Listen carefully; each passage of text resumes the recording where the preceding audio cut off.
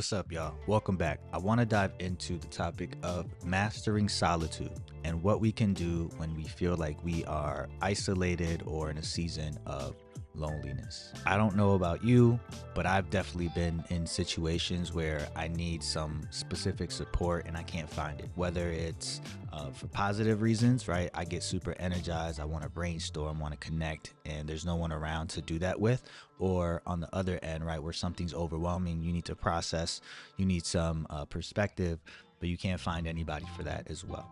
And so I want to figure out how I can support you all in navigating some of those challenges, particularly when those moments of loneliness strike and there's no one around to help you. What I'm going to do in this video is provide you with 4 steps that I go through, right? Think of them as like fundamental building blocks to help me navigate these situations, and more importantly, to take my feelings of loneliness, of isolation, or whatever other feelings I'm having and turn them into some source of empowerment, some sort of action, and into something tangible that I can then use in the future. So if this sounds interesting to you, go ahead and stick with me. Let's go. So first off, what do I mean by isolation, solitude, loneliness, right? Like I mentioned previously, it could be that you are just going through your normal day to day and you get struck with a feeling and you are seeking support and can't find it. Or you're going through a specific type of season where it's a little longer and you're looking for some specific support and again, can't find it.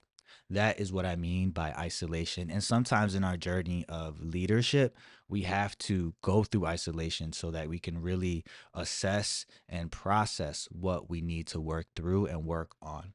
Right. And so isolation isn't always bad. And so that's one thing I wanted to kind of dispel here. Like, it's not bad to be lonely at times. It's not bad to be in isolation. It can be helpful. And so, with these following 4 steps, I hope to be able to provide you with a simple process that you can take, tweak, and turn into some sort of empowerment tool or some action plan to help you move past this stage. All right, let's go ahead and get into it. So, step number 1, I recommend that you mind map, journal, whatever that is, your thoughts and feelings on what it is that you need.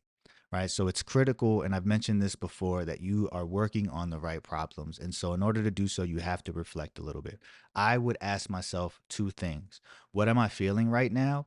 And what do I need to fulfill those feelings? And so, as an example, if I am feeling worried or anxious, I'll write that down.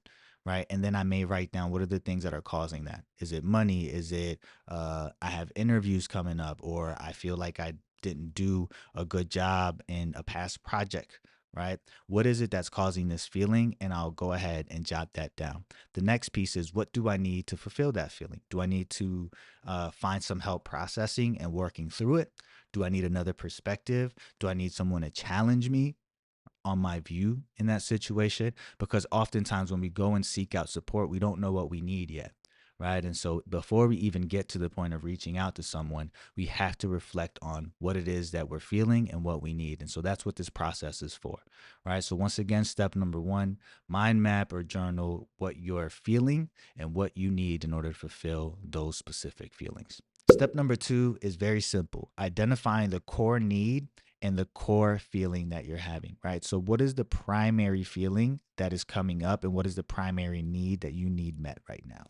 That's it. And so we're going to take this and keep this top of mind. If you've been doing a mind map, you should write it down somewhere, right? So that it's top of mind as we move into the next section. Step number 3 is breathing life into it. And that's just a matter of taking these mind maps that we've made, right? These core needs and core feelings that we've identified, and turning them into something tangible. It can be a recording, it could be a drawing, whatever it is that you need to capture your thoughts and go a little bit deeper into the feelings and needs that you're having.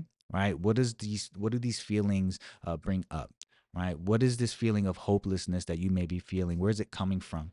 Identify that. Share a little bit more. You never know, this can turn into an article that you share and people can really connect with, or it can just provide you with more perspective and more insight as you go on through your healing journey. One of the things that we can do is it allows us to kind of measure our growth in a small way, right? Because if you're journaling about something and 3 months from now, you see a different response to the same trigger, guess what? That's growth, right? And so that's what this is about. It's not about solving the feeling initially and right now. It's about setting ourselves up to create a process and a habit that will help us navigate these feelings and these emotions. And so you want to have a situation where the feelings that you're having and the thoughts then trigger a action and allow you to then create a situation where you're breathing life into these ideas, these feelings, these emotions. So you're not just letting them sit and you're actually working through them.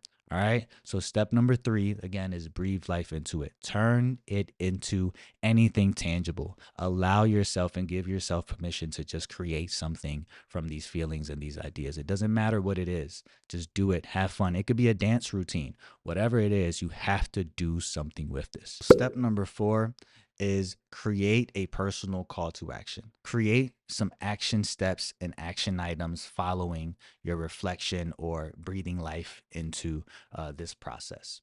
And so that can look like, okay, you've processed, you've kind of reflected on what's happening with you, and you've identified the core feelings and what you actually may need from a particular loved one, and can even identify the person that could be a good resource. Well, the action item coming from that may be, hey, let me reach out to this person, be vulnerable and transparent, and say, hey, I'm going through a difficult time right now. Could really use your perspective for blank, blank, blank, right? Being honest about what you need to see if that person can fulfill it. But this only comes when we sit with our own challenges and reflect on what's happening and what we may need from others, right? So the actions can be ultimately where you started off from, right? Seeking support, seeking guidance. But when you have a little bit more structure and processing behind it, you can find your resources elsewhere, right? Perhaps those resources you need aren't in your circle of friends and they're in a therapist's office. Maybe they're in a coach's office,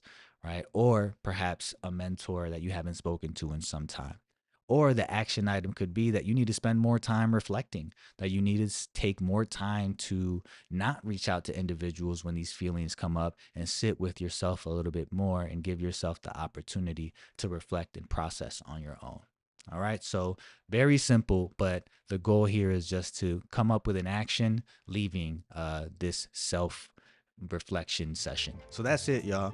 Those are my 4 steps for mastering isolation. Now I can go into a deeper dive, and I'll likely do so in a later video, but that's just a simple overview and what I recommend that you do when you're in a situation where you may be feeling isolated, where you need some support and don't feel like you can find it, right? The goal here is, once again, is not to allow our feelings and thoughts to just be and disappear, is to take them, turn them into reflections, and hopefully make them into something tangible that we can utilize later. A mind map, a vision board, anything we can always go back to and take something from. It can show us how far we've gone or if we've taken steps back, right? And so that's the goal here, is to take these feelings and thoughts and turn them into some tangible actions that can help us move forward even when we're alone. All right, so if this was helpful for you, let me know. Feel free to drop a comment, a like, share with any friends and family, and see you later. Peace.